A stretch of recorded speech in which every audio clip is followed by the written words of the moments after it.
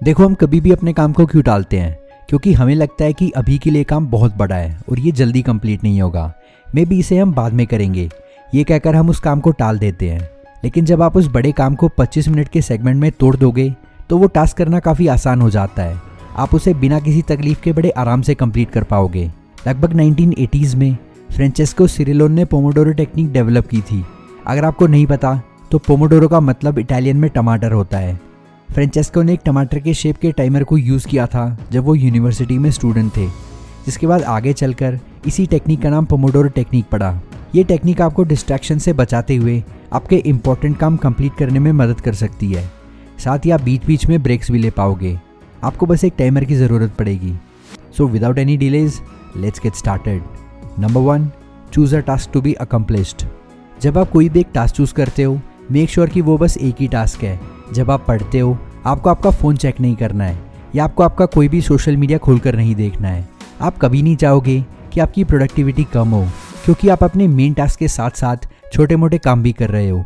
Multitasking कैसे ineffective हो सकती है, मैं इस पर एक डेडिकेटेड वीडियो लाऊंगा। जब भी आप अपना काम करने बैठो, मेक श्योर आप सारे डिस्ट्रैक्शंस को खुद ही दूर कर दो। जिस भी चीज़ की आपको ज़रूरत नहीं है उसे अपने वर्क स्पेस से निकाल दो। ऑफिस डोर बंद कर दो, मोबाइल स्विच ऑफ कर दो और सारी अननेसेसरी वेबसाइट्स क्लोज कर दो। आपको अपना काम करने के लिए जो भी चीज़ चाहिए उन्हें शुरुआत में ही अपने पास रख लो, जिससे कि आप बार बार उन्हें लेने के लिए उठोगे नहीं और आपका फोकस बना रहेगा। एक कुकिंग शेफ की तरह अपने सारे इंग्रेडिएंट्स अपने पास रेडी रखो। एक और इम्पॉर्टेंट चीज़ जो आपको काम शुरू करने से पहले अपने पास रखनी है, वो है एक नोटपैड और एक पेन। इसमें आपके सारे वो टास्क लिख लो जो आपको बाद में करने हैं एंड कीप इट असाइड। क्योंकि क्या होता है कि जब भी हम किसी भी एक काम में फोकस करते हैं तब आपको दूसरे काम भी याद आने लगते हैं, और ये हम सबके साथ कॉमन है। इसलिए उन सारे कामों को पहले ही लिखकर साइड में रख दो और अभी के लिए अपने अभी के टास्क पे फोकस करो। Number 2, set the timer to 25 minutes and work until the timer rings. अब समय अपना टाइमर शुरू करने का। अब आपको बाहर जाकर एक special tomato shaped kitchen timer लाने की ज़रूरत नहीं है। आप अपना स्मार्टफोन के टाइमर को भी यूज़ कर सकते हो। टाइम सेट करने का ये मतलब नहीं है कि आपको एग्जैक्टली 25 मिनट ही टाइम सेट करना है। आप 20 या 30 मिनट का टाइमर भी लगा सकते हो। क्रिएटर ने 25 मिनट कहा है, लेकिन आपके लिए 20 या 30 मिनट ज़्यादा प्रोडक्टिव हो सकता है। मैं हाईली रिकमेंड करूँगा कि आप 20, 30, 40 मिनट्स के अलग अलग टाइम फ्रेम को यूज़ करके देखो कि आपको सबसे बेस्ट कौन सा टाइम फ्रेम सूट करता है।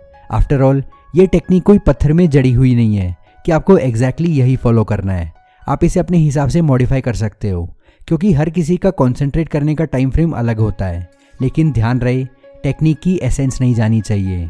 मेरे लिए पोमोडोरो टेक्निक उस मेंटल बैरियर को तोड़ना है जो किसी भी काम को शुरू करने से पहले होती है। इसीलिए मैं किसी भी काम को स्टार्ट करने के लिए इसे यूज़ करता हूँ, क्योंकि मेरे लिए शुरू करना बहुत मुश्किल है, लेकिन एक बार शुरू करने के बाद उस काम में लगे रहना मेरे लिए काफ़ी आसान है। और इसी वजह से मैं कई बार टाइम अप होने के बाद भी काम करता चला जाता हूँ, और जब मेरा फोकस लूज होने लगता है तब जाकर मैं ब्रेक लेता हूँ।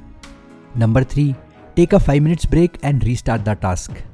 Each one focus session is one pomodoro. आप एक सेशन कंप्लीट करके 5 मिनट का ब्रेक लेते हो और फिर से अपना टास्क शुरू कर देते हो। अब ये शायद सबको सूट ना करे। कई सारे लोगों के लिए ये 5 मिनट का ब्रेक काफ़ी डिस्ट्रैक्टिंग हो सकता है, स्पेशली जब वो डीप फोकस स्टेट में हो। जैसा कि मैंने आपको बताया, मैं कई बार अपने सेशन को कंप्लीट करने के बाद काम करता रहता हूँ बिना कोई ब्रेक लिए। अब आप उस ब्रेक में क्या करते हो ये आप पे डिपेंड करता है। एक गिलास पानी पियो, बाथरूम जाओ अगर आपको जाना है तो, या अपनी टू डू लिस्ट से कोई भी एक काम कर लो। पर्सनली मैं हल्की फुल्की स्ट्रेच एक्सरसाइज करता हूँ, क्योंकि चेयर में बैठकर शरीर अकड़ जाता है। फिर जब ब्रेक खत्म हो जाए तो अपना टाइमर रीसेट कर लो और अपना नया वर्क सेशन शुरू कर दो। Number 4, take a longer break after every 4 pomodoro sessions. जब आपके 4 पोमोडोरो सेशंस कंप्लीट हो जाए तब आप एक 20 से 30 मिनट का ब्रेक ले लो। इस ब्रेक में आप अपना लंच कर लो, एक वॉक पे चले जाओ या कोई भी अच्छी बुक पढ़ लो। Anything works as long as ये आपको आपकी डेस्क से उठा दे, आपको आपके मेन टास्क से रिलैक्स कर दे।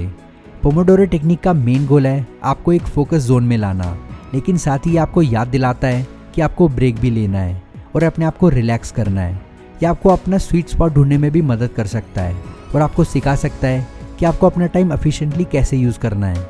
इस टेक्निक के थ्रू आप ये भी जान सकते हो कि वो दिन के कौन से घंटे हैं जब आपका फोकस पीक पे रहता है और कब सबसे ज़्यादा आप डिस्ट्रैक्टेड रहते हो। अब इससे आपको ये फ़ायदा होगा, आप अपने सबसे इम्पोर्टेंट काम को अपने पीक फोकस आवर्स में कर सकते हो और लीस्ट इम्पॉर्टेंट काम को आप थोड़ा सा डिस्ट्रैक्टेड रहते हुए भी कर लोगे। ऑनेस्टली मैं कई बार अपने 4 पोमोडोरो सेशंस कंप्लीट ही नहीं कर पाता हूँ, सिंस मैं टाइमर रिंग होने के बाद भी अपना काम करता चला जाता हूँ। मेरा एक सेशन 25 मिनट से काफ़ी बड़ा होता है, जिस वजह से मेरे 4 सेशन हर बार कंप्लीट नहीं हो पाते हैं, विच इज़ कम्प्लीटली फाइन। कई बार मेरा दिन ख़राब होता है या मैं लेज़ी फील करता हूँ, तो उस टाइम मैं 1 या 2 ही सेशन कंप्लीट कर पाता हूँ।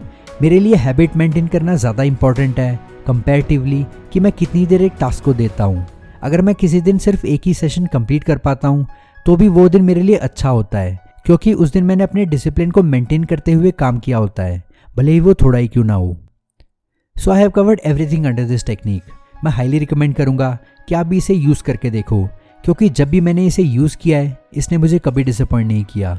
ये मेरी हमेशा से एक गो टू स्ट्रैटेजी रही है जब भी मुझे कुछ इंपॉर्टेंट काम करना होता है।